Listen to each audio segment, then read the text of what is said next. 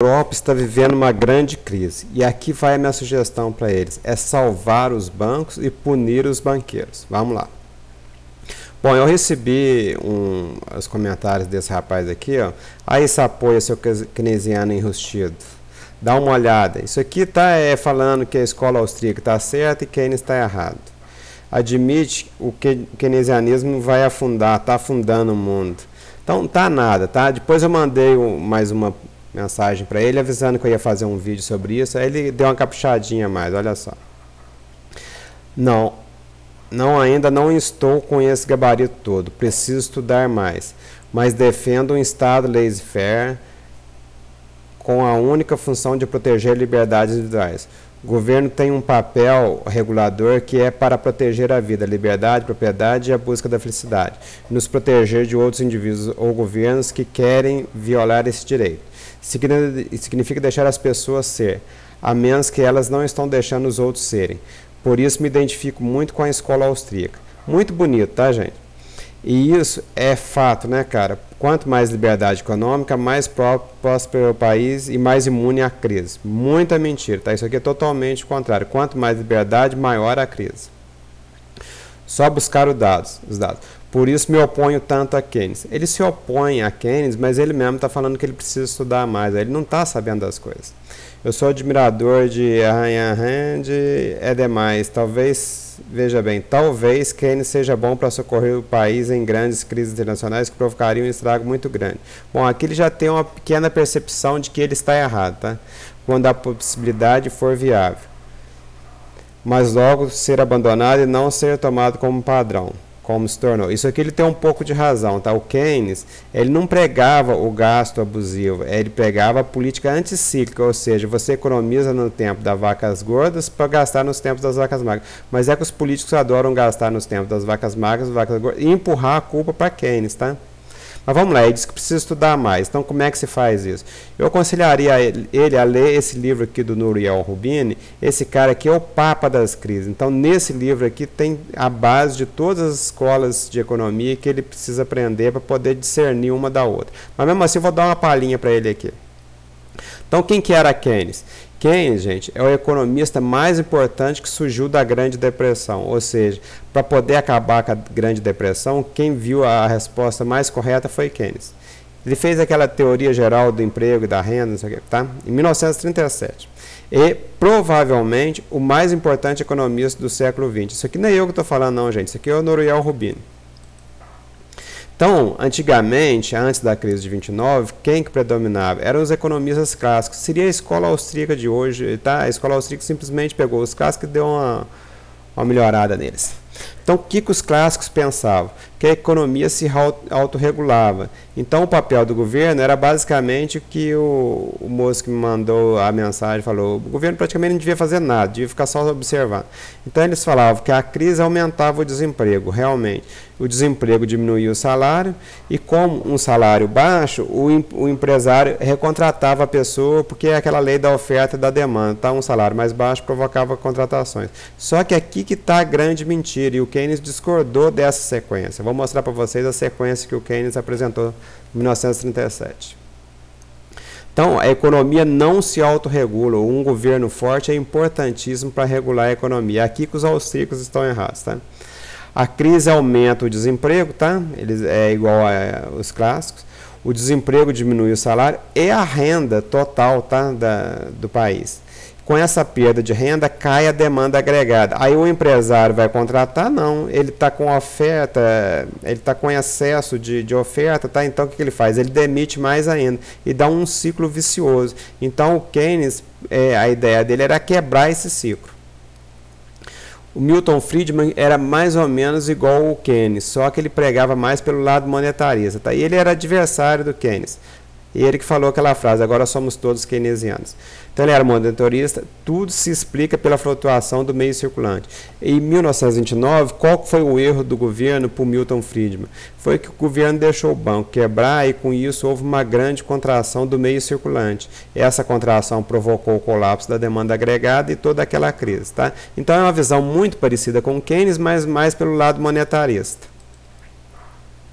Então, o que cada um pregava na crise de 29? O Keynes pregava que o governo deveria gastar para aumentar a demanda agregada. E o Milton Friedman falava que o governo deveria ter salvo os bancos e baixado os juros. Então, o governo deveria injetar liquidez no mercado. E o que se faz hoje, gente? Todos os governos do mundo hoje adotam as duas teses, tanto a de Keynes quanto a de Friedman. Eles fazem uma política fiscal mais frouxa e uma política monetária idem. Então, é isso aqui que nós estamos vendo no mundo inteiro e é isso aqui que a escola austríaca está combatendo. Não adianta que o mundo inteiro vai fazer isso. Não adianta que eles vão perder. Então, o que a escola austríaca prega?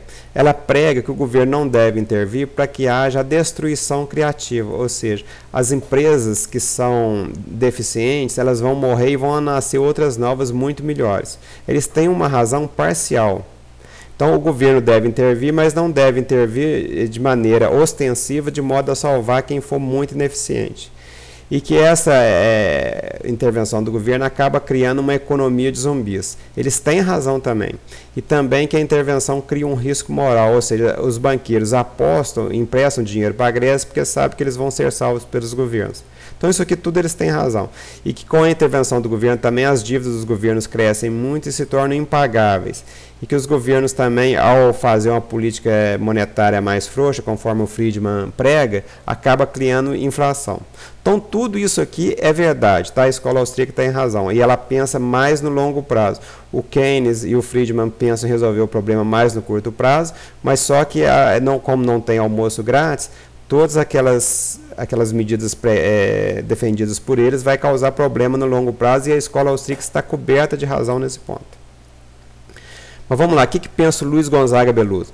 Os mais exaltados dizem que são contra o socorro aos bancos, mas se deixar quebrar, as consequências são piores, sociais, econômicas, etc. Então, quer dizer, ninguém vai deixar os bancos quebrar, gente, porque não pode deixar, não tem jeito. A crise de 29 foi muito grande para que aconteça de novo. Aprendeu-se a lição. Apesar da escola austríaca ter lá a razão dela, não vai seguir o que eles querem. Então, no Brasil, nós temos um exemplo de intervenção do governo muito eficiente, feito pelo Fernando Henrique Cardoso, de 1995 a 2001, que foi o PROER. Era um programa de estímulo à reestruturação e ao fortalecimento do sistema financeiro nacional. Isso aqui é salvação dos bancos. Tá? Eles põem um nome bonito assim, mas era dinheiro que era injetado do contribuinte nos bancos.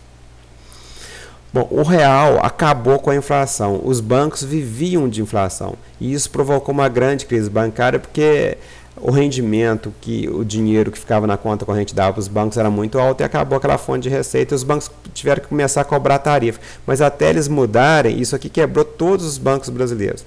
Então a crise bancária estourou com a quebra do econômico, depois com o nacional e depois do Bamerindos. E depois teve uma série de instituições pequenas também. Então, isso aqui quem disse foi a Mary Leitão, ela está coberta de razão. O livro dela é excelente, tá? Saga Brasileira. Então, eu fiz uma previsão em 11/12/2010 que ia haver uma nova e grande crise mundial estava sendo gerada. Tá? Acertei na bucha. Qual que é a essência da crise mundial? É o efeito China que acabou com a competitividade dos países ricos e causou enormes dívidas externas. Então, vocês podem assistir o vídeo lá que vocês vão ver que eu acertei na bucha. Nesse mesmo vídeo, eu falava que as dívidas eram impagáveis, que ia haver um calote das dívidas soberanas, tá? A Grécia está armando o calote, ainda não deu abertamente, tá? E com esse calote os bancos iam quebrar, e os bancos já começaram a quebrar. E que os governos iam salvar os bancos, os governos também já começaram a salvar os bancos. E que os governos vão ter crise, assim como a escola austríaca nos adverte. Tá? Então tudo isso aqui vai acontecer, acertei na bucha, dia 11/12/2010, quase que um ano atrás. Então eu acertei, a quebradeira já começou, teve um banco belga que teve que ser estatizado, está estatizado, resgate, ajuda, capitalização, recapitalização, nacionalização, estatização, tudo isso, gente, é dinheiro do contribuinte que vai para os bancos, tá? Então agora dia 11/10 também está havendo um plano de resgate a bancos europeus, tá? Engendrado principalmente pela Alemanha e pela França. Mas, além disso, a Europa tem mais problemas. Então, tem as dívidas dos governos que estão muito altas, tá? A dívida de todo mundo, de empresas, pessoas físicas, dos governos. A população está velha e, com isso, vai aumentar os gastos com saúde, pensões e aposentadoria. Então, não está fácil resolver essa crise. E o que é pior, os juros vão aumentar. Na hora que o mercado vê que a dívida do governo está muito alta, eles começam a cobrar juros maiores. Isso aqui vai acabar criando um ciclo vicioso e aumentando as dívidas. Então vai haver necessidade de austeridade fiscal e isso vai prejudicar o crescimento, que vai, aquela relação dívida-PIB acaba aumentando. Então o problema da Europa não está fácil. Com isso, algumas pessoas já começaram a se indignar. Então já começaram a reclamar do dinheiro que está indo para os banqueiros.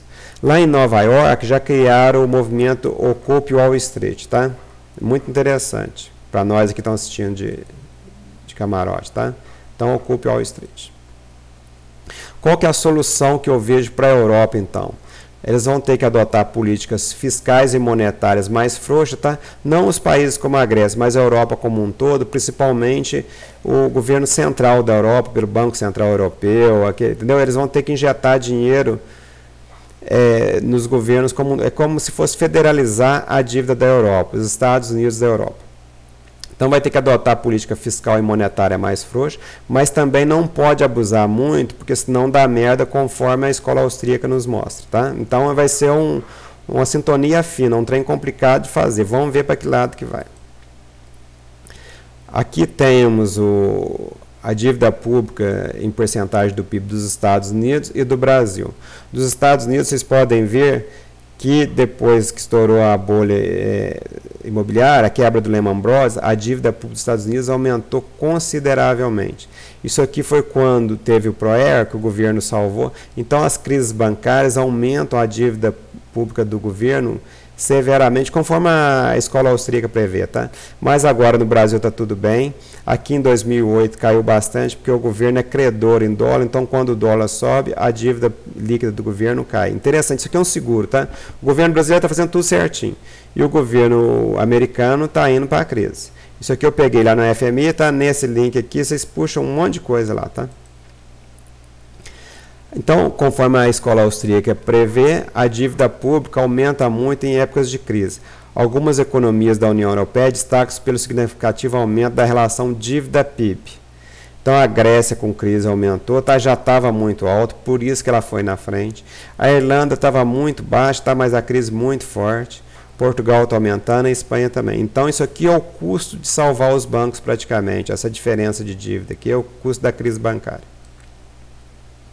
Como a dívida aumenta, olha só, a dívida da Grécia é muito alta, tá vendo? Como a dívida aumenta, os mercados começam a cobrar mais juros. O risco soberano, aumenta o risco soberano, olha lá, o risco soberano das economias da zona do euro, que apresentava maior aumento da relação dívida-PIB, ou seja, os países que estão mais endividados, foram os primeiros a reagirem negativamente, ou seja, o mercado começa a cobrar mais juros de quem menos pode pagar. Então é um ciclo vicioso. A Grécia está na frente. Isso aqui é juros de 40% ao ano. A Grécia não aguenta pagar. Por isso que ela tem que ser socorrida pelo FMI e pelo restante da zona do euro. Porque ela não consegue mais se financiar no mercado. Ela quebrou. Então qual que é a previsão que eu faço? Para que os países não caiam na desordem, naquelas reclamações, os governos vão ter que sacrificar os banqueiros. Agora, como que ele vai sacrificar esses banqueiros, que nós vamos ver, tá? Não sei se vai ser muito, se vai ser pouco. O que eu sugeriria para eles? A Europa precisa salvar seus bancos, como o Brasil fez, e punir severamente os banqueiros. Punir como?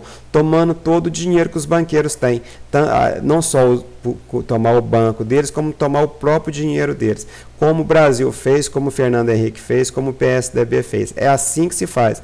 E não do jeito que os Estados Unidos fez, do jeito que eles estão fazendo lá e premiando os banqueiros. Falou, moçada?